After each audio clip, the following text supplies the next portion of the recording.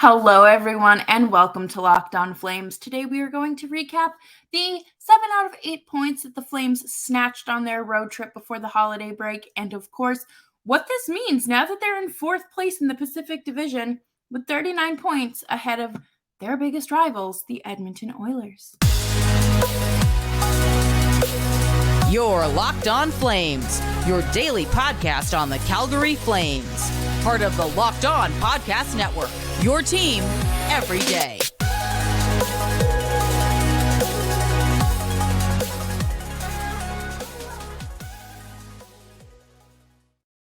Well, hello, everyone, and welcome back to Locked On Flames, or welcome to Locked On Flames if you're new here. Hi, hello, my name is Jess Belmosto, and I am so grateful to have you here. And I hope that your holidays are going well. You've gotten all the Flames gear you want, and you're looking forward to maybe going to a game. I know that I am very much looking forward to the Battle of Alberta tonight, which we are going to be talking about, of course, because how could we not? And we just have a lot to chat about as we wrap up the 2022 year, the year of 2022. You know, it's been one heck of a year for the Flames and hockey as a whole. So we are going to talk about, you know, kind of like the most outrageous moments in the sport later this week. And if you want to tune in for that, I think you should tune in for that. You can absolutely subscribe to Locked On Flames wherever you get your podcasts. It's free. Spotify, Apple, Audible, Amazon, Stitcher, TuneIn, I believe.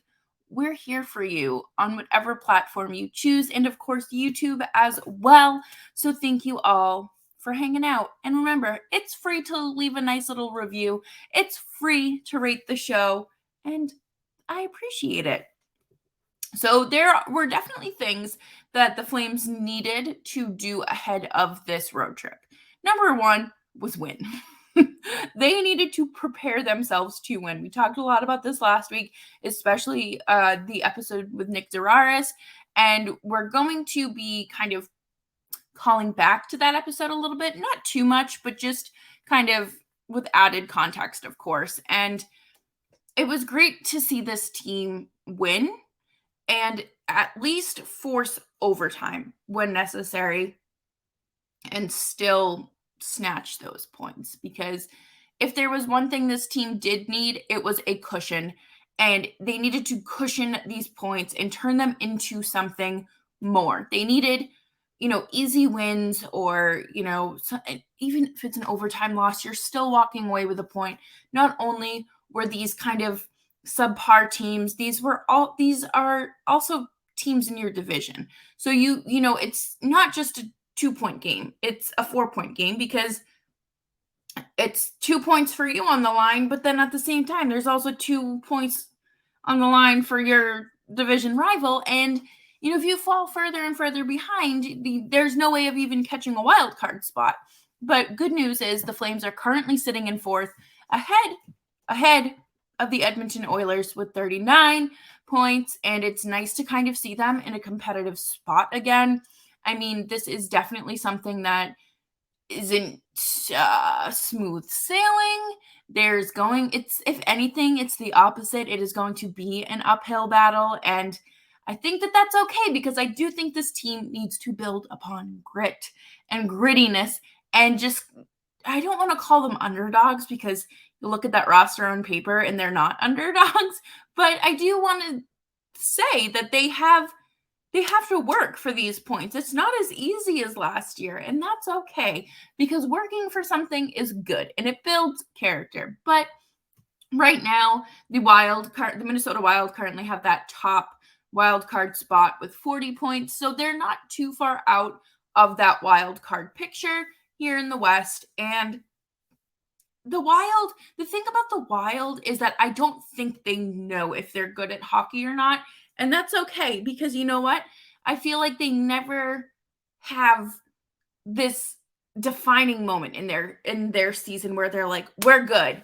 I just kind of feel like it's a little bit of a slippery slope. And I'm sure Seth from Locked On Wild will tell you all about that.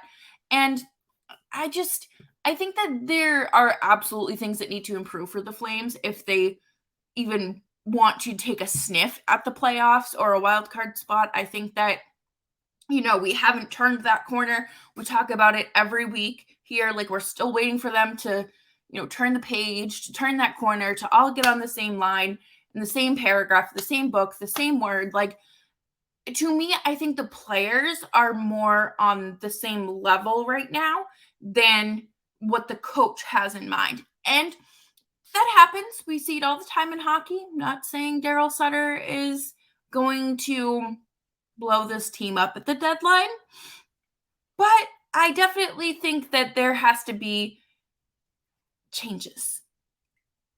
And those changes are all very it's all in-house work that needs to be done. You don't have to go outside to improve your roster. There were very feasible and doable solutions right here, right in Calgary, with your AHL team and your NHL team. Like, come on, we just got to figure it out, because it's right there. And we are absolutely going to be talking about that next here on Locked On Flames. So you're going to want to stick around for that. And, I'm sure you're all thinking the same thing. And I'm sure you are fully aware of top six Milan Lucic. And we're just going to take a quick break to talk about that. So today's episode is brought to you by Bet Online. As always, please remember to gamble responsibly. BetOnline.net is your number one source for all of your sports betting info, stats, news, and analysis. It is bowl season, so you want to go out there and place your bets for some college football national championships. Who doesn't love a good Saturday filled with college football? I assume you're going to want to bet on some hockey as well. Who doesn't love taking the over in a Flames Oilers game? Good old Battle of Alberta. So head to the website today or check out betonline.net on your mobile device and learn more. Bet Online, where the game starts. And as always, I appreciate any and all listens to this show. You are all very, very appreciated. And I just have to say thank you for making 2022 the biggest year here at Locked On Flames to date. It's been a very great year for the show, for the Flames, well, maybe the earlier half of the year, and just a great summer to kind of, build up our expectations for this year. And I'm here to ride this wave with you. But we do need to talk about riding this wave and how long this top six Milan Lucic can last. It has to end, like right now. Just because he's scoring goals in back-to-back games does not mean that he is your solution to your top six winger problem. The 4-game stretch, I truly fear that the 4-game stretch gave Darryl Sutter this false hope and this false level of confidence, because when you're just kind of coasting through school and you're not really studying, but you're it's a multiple choice test and you're oh, I remember this, or I'll just go with the one that sounds the best. Or you're taking a math test and you go with the answer that's closest to the answer that's closest to what you got, and you still somehow get it right. That's what I feel like is happening here. I feel like this is this false level of confidence and hope, because Milan Lucic is not, and this is not a dig at Lucic. This is not. This is just a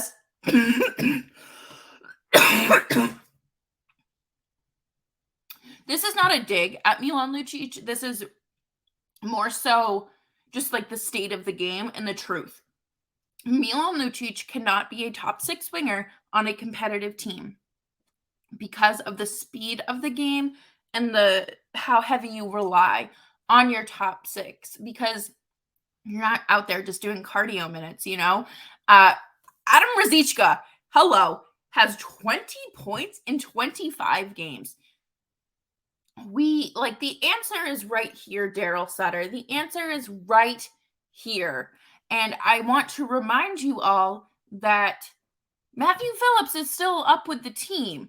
he is still very much up with the team. And even though the roster freeze, I think, becomes unfrozen at like some point very early this morning, I do think he will stay with the team. But like, let's plug and play. Okay, so you move Milan Lucic down to where Ruzicka is currently playing. You swap them. Okay, and then you can take out Brett Ritchie and like put Matthew Phillips, or just kind of do a little bit more tweaking.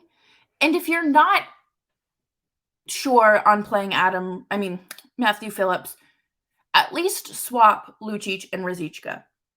That, I think, would be fantastic. We have seen his success in the postseason, in regular season now.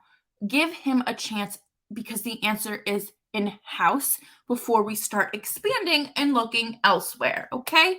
There is an obvious solution, and it is being overlooked, and you just have to look at who you're playing. The speed of the game. You're telling me you want Milan Lucic, who is just this big, beefy dude that just skates around for 6, 7, maybe 10 minutes a night out there on your second line against the Oilers and the Kraken and even Vancouver. I don't think that that's just a smart decision. I would truly play Adam Ruzicka up there, because number one, he's young. Number two, he's capable of scoring points consistently and racking up points consistently. Number three, you don't need this aged out veteran in your top six. He's on the last year of his deal. He's seen better days, and that is obvious by that 70-something game goalless stretch. I think it's very fair to look in-house and look at your roster and just literally flip them.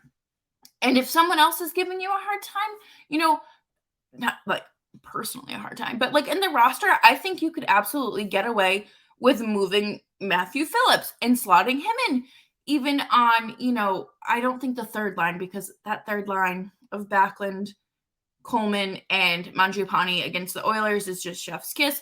But there has to be something here. And if you're not going to utilize Phillips because he's not a fourth liner, you need to send him back down to the AHL so he can play, so he doesn't get rusty. It's not fair to him. It's just not fair to him. So you can't just skate by and coast through the rest of the season.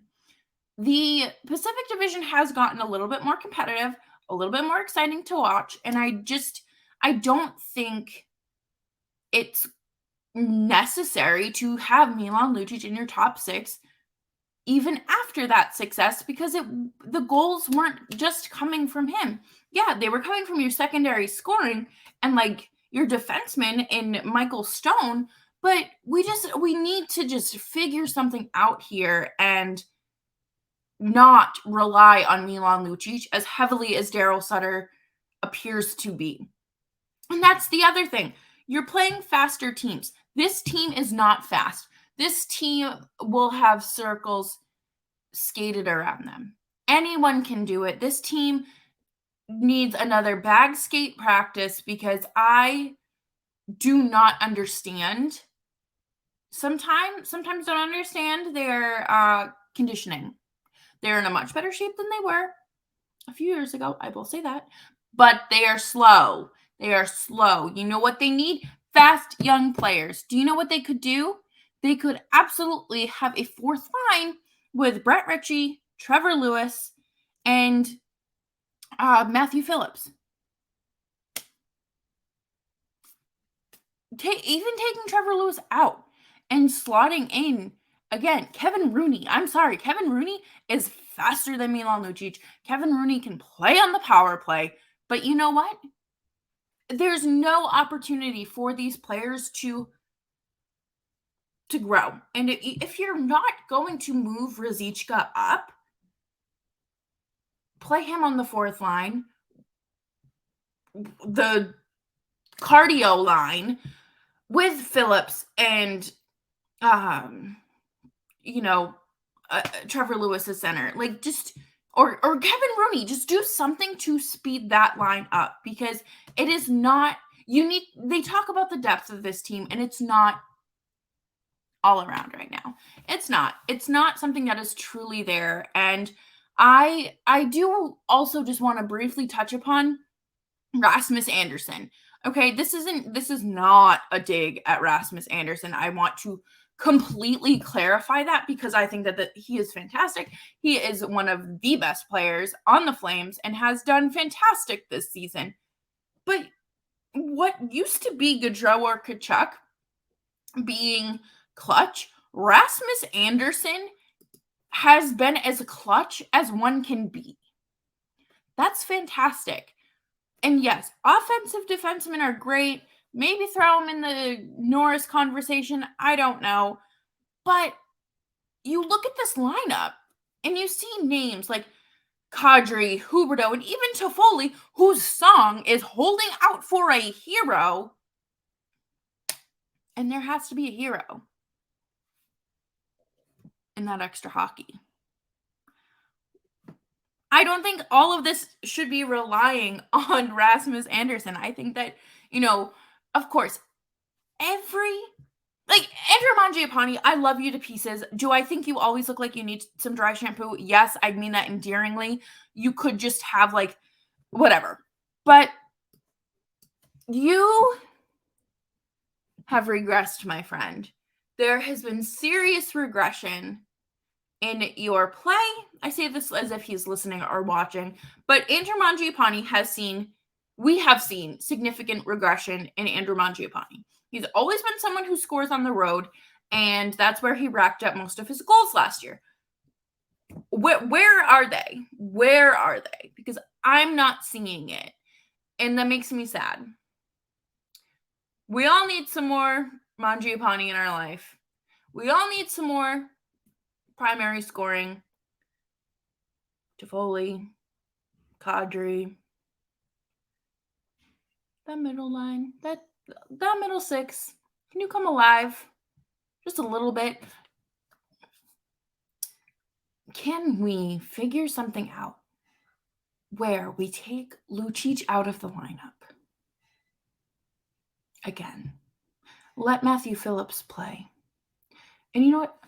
Fine. You know what? Put Ruzicka on the bottom line and let Matthew Phillips soar with that second line. Just do it. Please. I would appreciate it. And coming up next here on Locked On Flames, I'm going to tell you all about what I want to see ahead of tonight's game and what the Flames they got to figure it out, okay? And Darryl Sutter, I'm mainly talking to you, like he's listening, but Darryl Sutter, I feel like not doing as bad a job as Jeff Ward, but at some point goes from the responsibility shifts. The players can only do so much, and the coach can only do so much. But right now, I feel like the players are meeting the team more in the middle, and we're going to talk about that next. Thank you all for tuning in to Locked On Flames. Make sure that you are following me on Twitter at Jess Belmosto. I love tweeting during the games.